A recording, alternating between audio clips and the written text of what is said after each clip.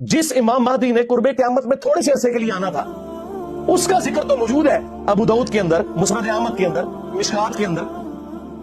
ये क़यामत उस वक्त तक कायम नहीं होगी जब तक कि मेरी बेटी फातिमा की औलाद में से मेरे ही नाम पर मोहम्मद बिन अब्दुल्लाह अल महदी एक शख्स ना पैदा हो जाए जो पूरी दुनिया को इंसाफ से भर देगा।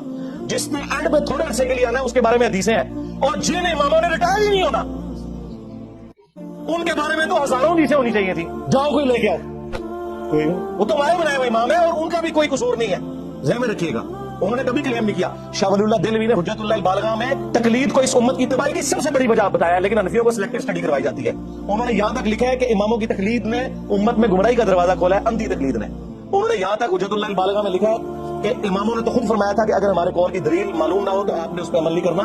इमाम हनीफा का कौल, शाफी का, मालिक का, अहमद रंबल का, इमाम मालिक का वो कौल नकल किया है कि रसूलुल्लाह के अलावा कोई ऐसा शख्स नहीं कि जिसकी हर बात मकबूल हो और कोई बात मरदूद ना हो, और रसूलुल्लाह के अलावा कोई और ऐसा शख्स नहीं सल्लल्लाहु अलैहि वसल्लम कि जिससे इख्तलाफ ना हो सके सिवाय नबी इस्लाम के, जिनकी कब्र मदीने में। ये शाह वलीउल्लाह ने नकल किया है उसके अंदर, और ये अपने आप को कहते हैं शाह वलीउल्लाह हनफी थे। शाह वलीउल्लाह तो थोड़ी मंजी ठोक के गए ने, सारे मंजियां ठोकी, लेकिन किताबें लिखी रह गया। इंजीनियर साहब इसलिए बदनाम हुए कि बुला के आपके सामने रख दिए उन्होंने।